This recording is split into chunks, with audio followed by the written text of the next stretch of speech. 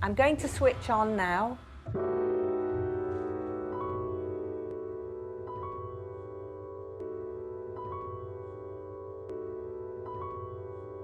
It will be very weird. But we'll just talk. Yeah. So you can hear the voice. Mm. You may not hear the words, but you'll hear the voice.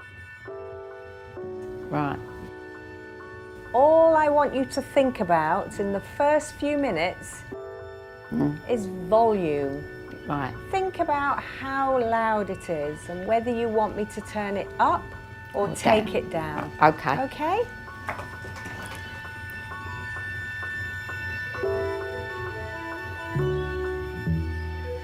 Good morning, Joan.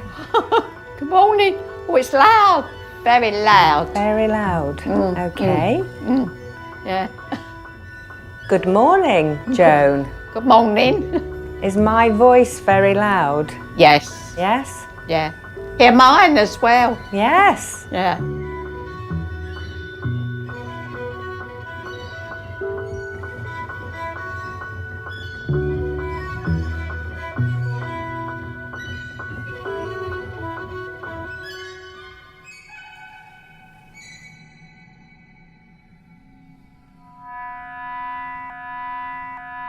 What happened that day? My right ear went blank. Well, it didn't go blank, it went like a detuned telly or radio. I became used to a kind of extraordinary sonic auditory battle being fought in my head over the smoking ruins of my cognition. My right ear was producing hallucinatory sounds that replaced real sounds that were going in there. But the hallucinatory sounds were both frightening and a strange kind of comfort. There was one in particular that was strangely comforting. I kind of felt, for some reason, that it was the sound of a very tiny monkey playing a very, very tiny pipe organ. And the little monkey was sometimes joined by a choir, but it was a choir underwater. There was a kind of underwater atmosphere to it. And he would appear several times a day for no apparent reason and stick around for a while and then evaporate. And after 2 or 3 months, I think, he disappeared completely. And after he'd gone, I rather missed him. I was just left with the nuts and bolts sounds of basic tinnitus after that.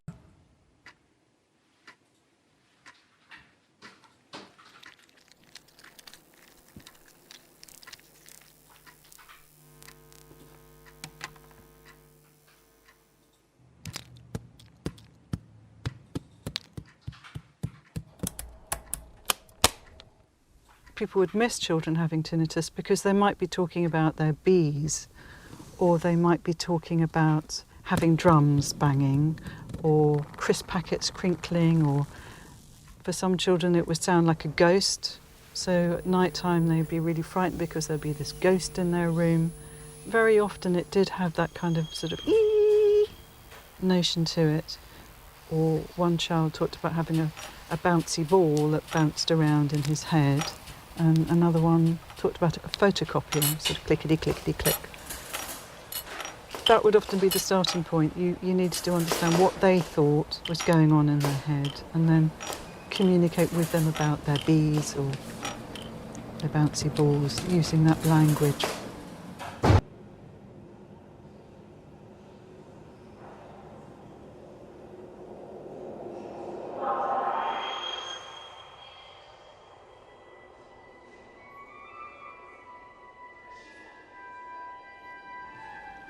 But it's interesting, you know, there is a moment where if you're looking at somebody as they fall asleep, you can look into their pupil. You know, you can sort of, not necessarily hold an uncomfortable gaze, but sometimes patients just do look you in the eye as they fall asleep. And then there's this indefinable moment when there's no one at home.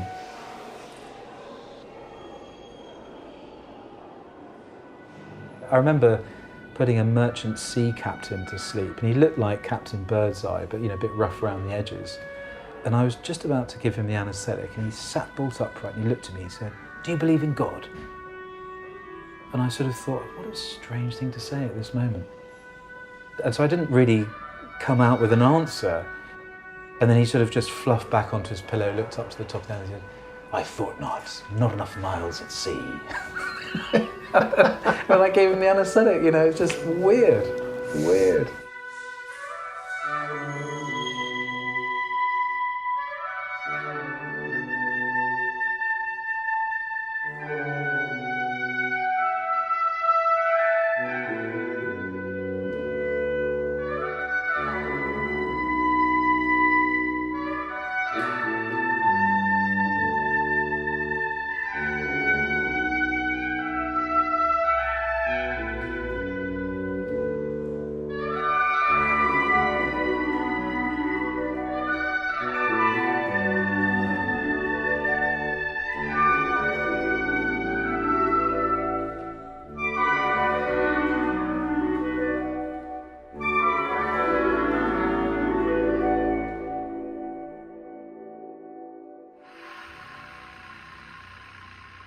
The voice is like a wind instrument.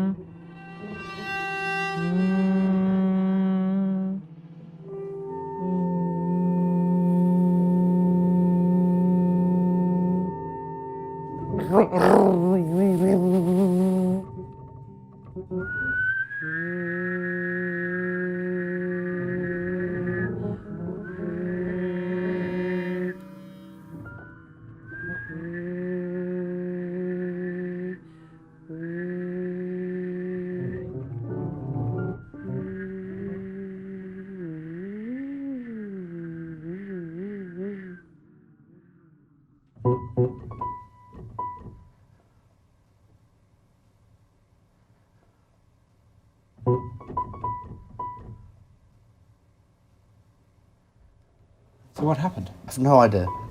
I know it's been over 2 years. I just know that. I just left it at the time, thinking it would come back, or do you know what I mean? Yeah. And can you remember the last time you did have a sense of smell or taste? Not really. That's what I don't know. But you must, remember, like, Christmas dinner 3 years ago, or... Yeah, that's probably about it. You could put that down. Other than that, I don't really have a strong memory of when I last spent it. I literally do not know when it went. Yeah. That's what I mean, Yeah. so... Yeah. Okay. And do you ever get any sense of smell back? I think it's a memory, maybe. So it'd be like randomly and it would just go away, straight away. A fleeting... Fleeting kind of, What yeah. kind of smell would that be? Okay, I know that this is going to sound really weird. I know the texture of the air, of the smell. Do you understand what I'm trying to say? Yeah. That's what that's like. Yeah. So I know if grass has been cut. It may sound really stupid, doesn't it? But that's exactly what I mean. I know, like, but I don't know. It's like, well, I can't taste because of the, maybe I think that's because of the nose in some way. Yeah. But I'll know what I'm eating. It's funny because I still crave the same things. But I suppose everyone does. I think fatty foods maybe is, and sugar is addictive anyway. So you crave that anyway. But it's still kind of think, oh, I love McDonald's.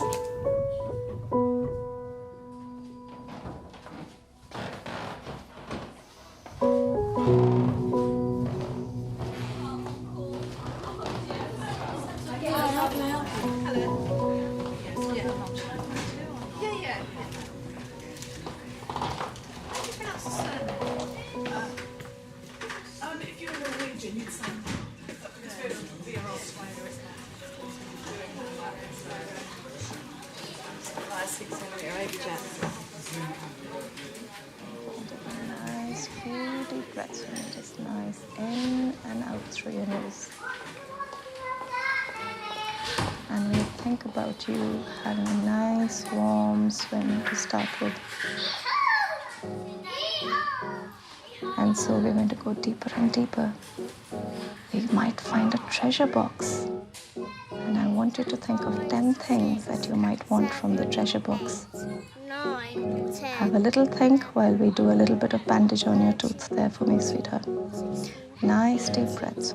18 on the top. What? What a lovely open mouth. And we can just see all the naughty germs from your tooth have gone. 8, 9, 10, 11, 12, 13, 14, 16, 18, 19, 19, and... Okay, do you want to brush them? Look, I think he's got toothpaste on there that needs cleaning off. Can you clean it for him? Well done. Tell him to bite. Bite. Like this, remember when we showed you with the teeth? Help him bite. Can you help him bite? Bite down that way. Real bite. Real bite, George. Let's open up, George. There you go.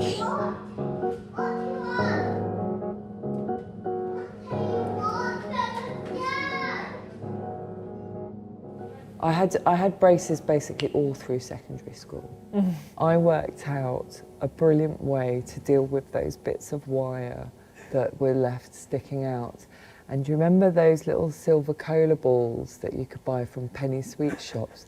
They were brilliant if you rolled them around your mouth and just used your tongue, and that I worked out a way to kind of tuck the wires back using these cola balls.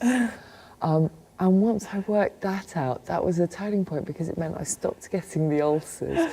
That's the opposite of what the dentist tells you to do. I It's know. like, eat sweets. I know, but it worked. I'm telling you.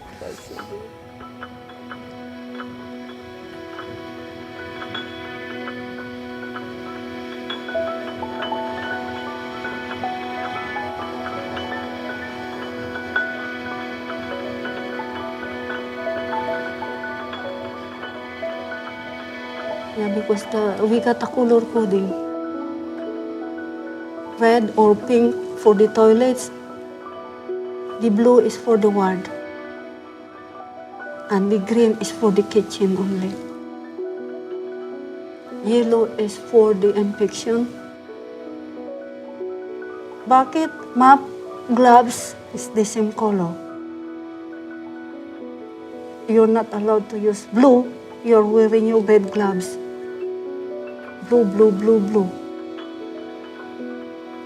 The bucket is red, the mop handle is red, and the cloth is red, and your gloves is red too. Bucket, gloves, cloth. In the kitchen, they got green bucket in there, and they got green cloth, and they got green mop, and they got green gloves as well.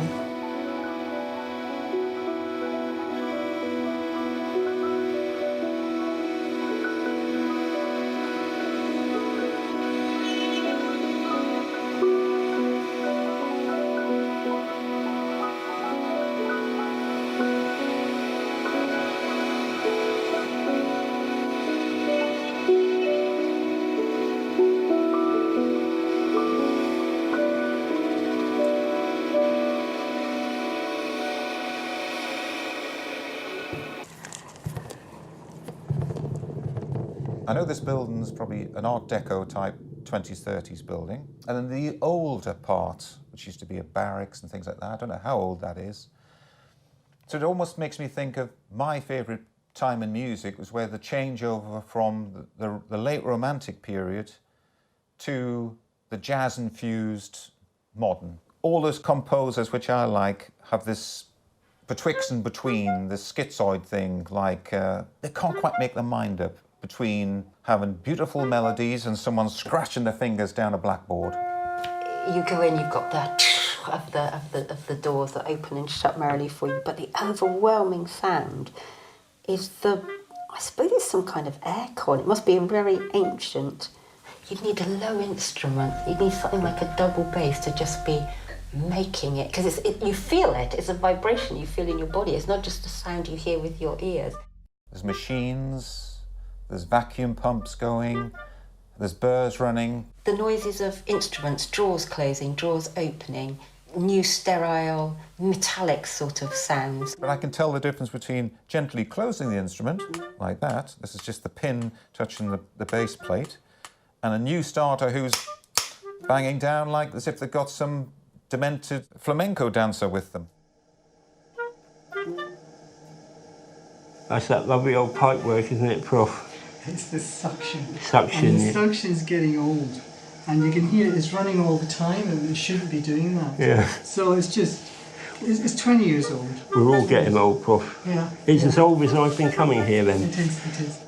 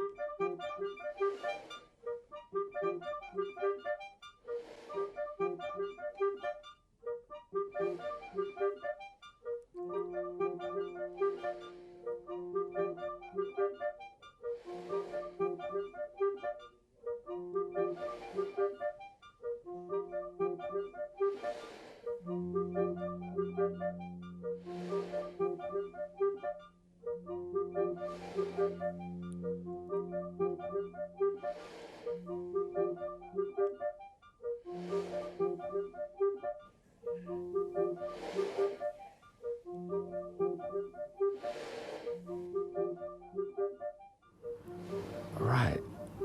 You are in the prosthodontic laboratory and you're talking to Juan Gomez, that's me. And that's that, really. And I make things for people who lose things.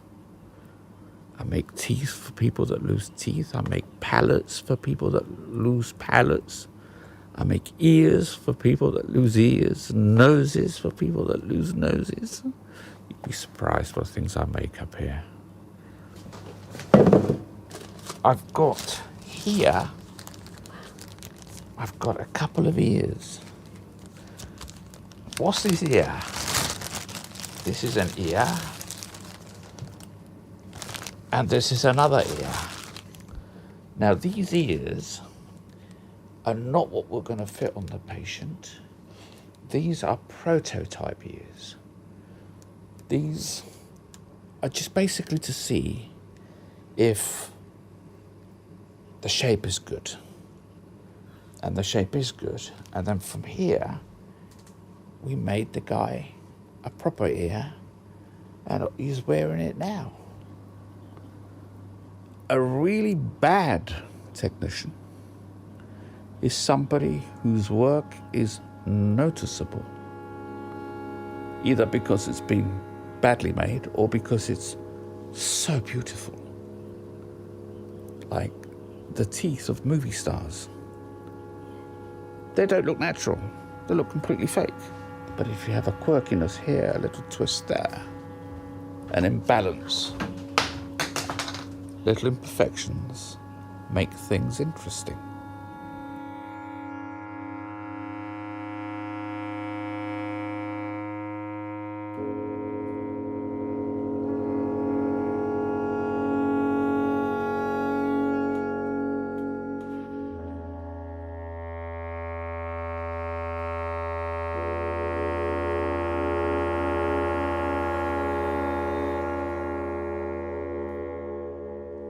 And then you have my egg cup. Can't believe you're parting with that. I know. So we came in and they were just on our desks. Yeah. No kind of ceremony. We didn't know they were coming. They were just on the desks. And some people had a cream egg in it and some people did not. Literally, that is the only thing I think I've ever had. Yeah. But the only gift I've ever been given Yeah. from the NHS is this egg cup. And mine had the cream egg in. You know, not everybody did, but mine did. It was just quite strange that, and why give all the staff egg cups? I know we're 175 years old. Let's give the staff egg cups. We're lucky we didn't get thimbles, really. We've been together a long time, really, haven't we? So there's been many moments. And there's massive changes coming with phase 5. Everyone's worried about where are they going to work, where's the room going to be. But I think the biggest worry of so many of the staff is we will all still be together, won't we? We will still all see each other, won't we? We will still have time together, won't we?